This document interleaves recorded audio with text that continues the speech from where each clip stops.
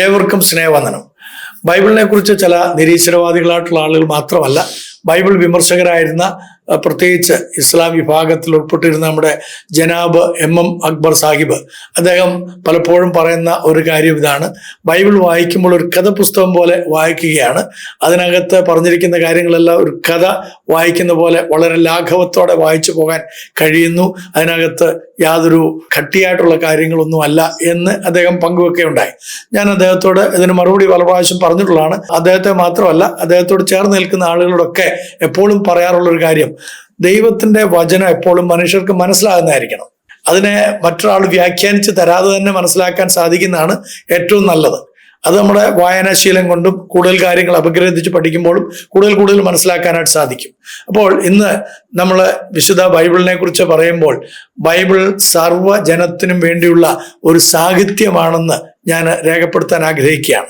സർവ്വജനത്തിനും വേണ്ടിയുള്ള ഒരു സാഹിത്യമാണ്. നമുക്കറിയാമല്ലോ, സാഹിത്യമൊക്കെ വായിക്കുമ്പോൾ അത് നമ്മൾ എൻജോയ് ചെയ്താണ് വായിക്കാറുള്ളത്, അല്ലേ? അങ്ങനെ വായനാശീലമായിട്ടുള്ള ആളുകളൊക്കെ എൻജോയ് ചെയ്ത്. അപ്പോൾ അതേപോലെ തന്നെ ദൈവത്തിന്റെ വചനം നമ്മൾ വായിക്കുമ്പോൾ അതിൻ്റെ ചരിത്രപരമായ വസ്തുതകളായിരുന്നാലും ഇന്നത്തേക്ക് നമുക്ക് ലഭിക്കേണ്ടതായ ആത്മീക തേജസ്സുകളായിരുന്നാലും അത് ഉൾക്കൊള്ളുവാൻ, അത് ആസ്വദിക്കുവാൻ തൊക്കെ സാധിക്കുന്നില്ലെങ്കിൽ അത് നമ്മളെ ഭീതിപ്പെടുത്തുന്നതായിരിക്കും. അത് നമുക്ക് ഒട്ടും ഉത്സാഹം തരുന്നതായിരിക്കുകയല്ല, മടുപ്പുണ്ടാക്കും. എന്നാൽ ഒരു സാഹിത്യ ഗ്രന്ഥം ഒരാൾ വായിക്കുമ്പോൾ അദ്ദേഹത്തിന് എത്രമാത്രം അത് ഹൃദയസ്ഥമാകുകയും എത്രമാത്രം അത് ആനന്ദിക്കുകയും ചെയ്യുന്നുവോ, ആസ്വദിക്കാൻ കഴിയുന്നുവോ, അതേപോലെ അതേ മനോഭാവത്തോടെ നമുക്ക് വായിച്ച് അത് ദഹിക്കുവാനും അതോടൊപ്പം തന്നെ ഉൾക്കൊള്ളുവാനും സാധിക്കുന്ന തരത്തിലുള്ള ഒരു സാഹിത്യ കൃതിയാണ് വിശുദ്ധ ബൈബിൾ. എന്തുകൊണ്ടാണ് ബൈബിളിനെ സാർവജനീക സാഹിത്യമെന്ന് ഞാൻ വിളിക്കുന്നത്? ഒന്നാമതായിട്ട്, ഇത് പഠിപ്പിക്കുവാനുള്ള അവകാശം സർവ്വജനകീയമാണ്. സർവ്വജനകീയമായിട്ടുള്ളതാണെന്ന് പറഞ്ഞാൽ സർവ്വജനത്തിനുള്ളതാണ്. ഇതിന് ആർക്കും ഒരു കുത്തകയൊന്നും എടുക്കാൻ പറ്റുകയില്ല. ഇതിന് ചില ആളുകൾ കുത്തകയൊക്കെ എവിടോ ആരോ കാസർഗോഡിന്റെ സമീപത്ത് കൊണ്ട് ഇന്ന് ഞാനുമായിട്ട് സംസാരിച്ച കാസർഗോഡുകാരനായ ഒരു സ്നേഹിതൻ എന്നെ വിളിച്ച് സംസാരിച്ച കൂടുതൽ അദ്ദേഹം പറയുകയുണ്ടായി, വളരെ നാളുകൾക്ക് മുമ്പ് അവിടെ ഒരു ബൈബിൾ ഒരു പയ്യൻ കത്തിക്കുകയുണ്ടായി. അവനത് ബോധപൂർവം ചെയ്തതല്ല, പക്ഷേ അപ്പോഴേക്കും ബൈബിളിന്റെ കസ്റ്റോഡിയൻസ് എന്നുള്ള നിലയിൽ ചില ആളുകൾ, ഈ എറണാകുളം ജില്ലയിലൊക്കെ കിടക്കുന്ന ചില ആളുകൾ വളരെ ശക്തമായിട്ട് രംഗത്തേക്ക് ഇറങ്ങി ഫേസ്ബുക്കിലും അതേപോലെ തന്നെ പല മീഡിയകളിലും ഒക്കെ ആയിട്ട് ത്വര അവനെ കാണിച്ചു കൊടുക്കണം, അവനെ അത് ചെയ്യണം, ഇത് ചെയ്യണം. അങ്ങനൊന്നും നിങ്ങൾ വലിയ ഉശിരൊന്നും കാണിക്കേണ്ട ആവശ്യമില്ല ആ കാര്യത്തിൽ. എന്തുകൊണ്ടാണെന്ന് വെച്ച് കഴിഞ്ഞാൽ ഇത് സർവ്വജനകീയമാണ്. നിങ്ങൾക്ക് വേണേ വായിക്കാം, വേണ്ടെങ്കിൽ കീറിക്കളയാം, ആരും നിങ്ങളെ ചോദ്യം ചെയ്യല. കാരണം എന്താണെന്നറിയാമോ? ഇതിന്റെ കസ്റ്റോഡിയൻ മനുഷ്യരല്ല, ഇതിന്റെ കസ്റ്റോഡിയൻ ദൈവമാണ്. ഇത് ദൈവത്തിന്റെ വചനമാണ്. അതുകൊണ്ട് മനുഷ്യർക്ക് അതിൻ്റെ മേലൊരു അവകാശം ഒന്ന് സ്ഥാപിച്ച് എൻ്റെ കസ്റ്റഡി കിടക്കുന്നതാണ്, അല്ലെങ്കിൽ ഞങ്ങളാണ് ഇതിൻ്റെ അവകാശികൾ എന്നൊക്കെ അന്ന് കാസയുടെയൊക്കെ നേതാക്കന്മാരാണ് ഈ രംഗത്ത് ആ വിധത്തിലുള്ള പ്രലോഭനമായിട്ടൊക്കെ ഇറങ്ങിയത്.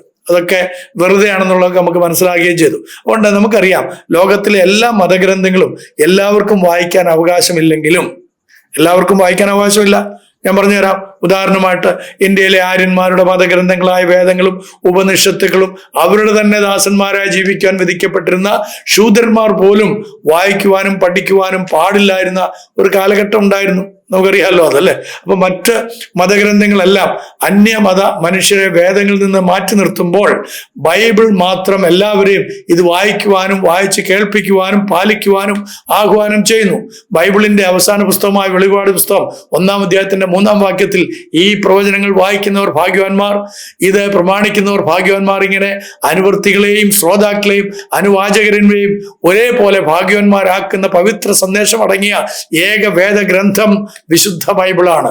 ഇതാർക്കും വായിക്കാം, ഇതാർക്കും പഠിക്കാം, ഇതാർക്കും പരിപാലിക്കാം എന്ന് പറഞ്ഞാൽ ജീവിതത്തിന്റെ ഭാഗമാക്കി തീർക്കാം. അടിമകൾക്കും ഉടമകൾക്കും സവർണനും അവർണനും ആര്യനും അസുരനും യവനും ശകുനും ദാസനും ദർബനും ഒരുപോലെ വായിക്കുവാൻ അവകാശമുള്ള ഏക അനുഗ്രഹീത ആധ്യാത്മിക ദൈവിക ഗ്രന്ഥം വിശുദ്ധ ബൈബിൾ മാത്രമാണ്. ഇതാർക്കും വായിക്കുവാനും പാലിക്കുവാനും അവകാശമുള്ളത് കൊണ്ടാണ് സർവ്വജനീകം എന്ന് വിളിക്കപ്പെടുന്നത്. അതുകൊണ്ടാണ് മേനോൻ കുടുംബത്തിൽ ജനിച്ചതായിട്ടുള്ള നമ്മുടെ മുഖ്യമന്ത്രി ആയിരിക്കുന്ന ശ്രീ VD സതീശൻ ഇതിനെക്കുറിച്ച് ആധികാരികമായിട്ട് പലയിടങ്ങളിലും പ്രസംഗിക്കുന്നത്.